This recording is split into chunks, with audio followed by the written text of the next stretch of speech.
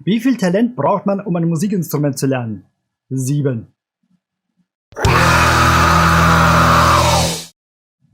Servus, hier ist der Sascha von der Metal School. Heute wollen wir uns mal damit befassen, wie es sich denn mit Talent und dem Erlernen eines Musikinstrumentes verhält. Bevor es losgeht, seht zu, dass ihr den Kanal abonniert und die Glocke aktiviert habt. Ich höre immer wieder, es gäbe kein Nicht-Talent.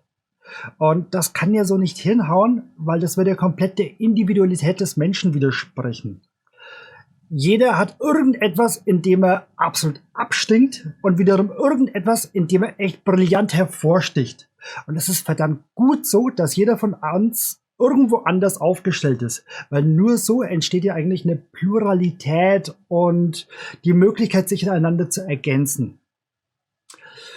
Gut, in meiner Lehrtätigkeit konnte ich jedoch 2 Aspekte ausmachen, an denen sich entscheidet, ob und wie schnell jemand lernt, nämlich Begabung und Neigung. Schreibt mir da übrigens mal dann eure Kommentare dazu, da bin ich mal gespannt, was ihr davon haltet. Nämlich, wenden wir zunächst der Begabung zu. Auch hinsichtlich der Begabung habe ich jetzt 2 Aspekte festgestellt. Aspekt Nummer 1 ist nämlich das intuitive Erfassen des Konzeptes der Musik. Was meine ich damit? Ich meine damit, dass es Leute gibt, denen summst du etwas vor, die summen es nach. Es gibt Leute, denen klatscht du etwas vor und die klatschen es einfach nach. Solche Leute bewegen sich intuitiv im Takt in der Disco, im Club, Verzeihung, bewegen sich intuitiv im Takt. Es sind Leute, die intuitiv das Konzept von Takten, Riffs oder Melodiebögen erfassen. Die wissen, wo eine 1 ist, die wissen, wann eine Melodie anfängt und wo sie wieder aufhört. Viele Leute können das nämlich nicht. Der andere Aspekt ist der handwerkliche Aspekt, nämlich jener, dass man ein Bild im Kopf über seine Gliedmaßen Realität werden lassen kann. Auch das können manche Leute weniger, andere wieder mehr. Gut, kommen wir zum zweiten Aspekt. Der zweite Aspekt ist die Neigung, nämlich welche Motivation hat man, wie viel Bock hat man drauf. Und da kann ich euch einige Beispiele nennen. Zum einen spielte ich schon in einigen Bands und in einer explizit. Da hatte ich nämlich den Gitarristen, der war echt komplett talentbefreit. Das hat ihn aber nicht davon abgehalten, eine relativ erfolgreiche Band zu starten.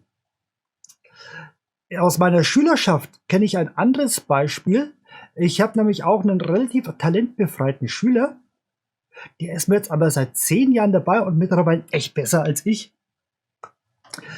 Das Gegenteil davon sieht man sehr oft bei Kindern.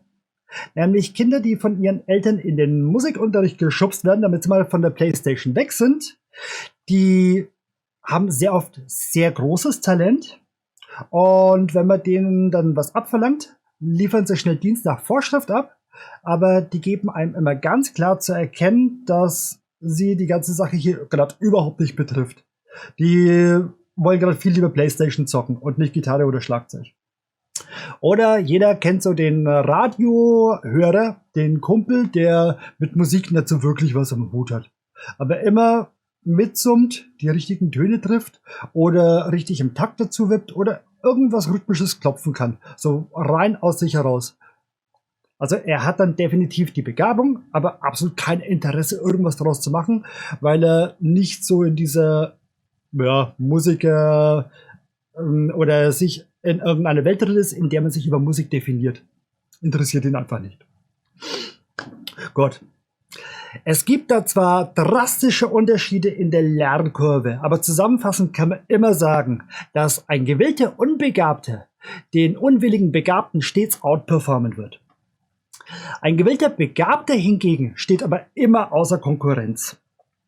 Musik ist aber schon lange nicht mehr irgendwie für irgendwelche Privilegierten da, sondern Musik ist ja schon längst demokratisiert worden. Und genau hier beginnt ja eigentlich mein Job. Mein Job ist es ja, euch die Lerninhalte so weit aufzudröseln, dass auch der allerletzte mitkommen kann. Wenn ihr also ein Instrument lernen wollt und euch in diesem Dschungel von Videos, Blogs, Kursen, Büchern, Podcasts, Pornos oder sonst was verloren fühlt, dann meldet euch einfach bei mir. Ich nehme euch dann nämlich bei eurem Patscherhändchen und führe euch an einem soliden roten Faden exakt entlang zu eurem Wunschsong.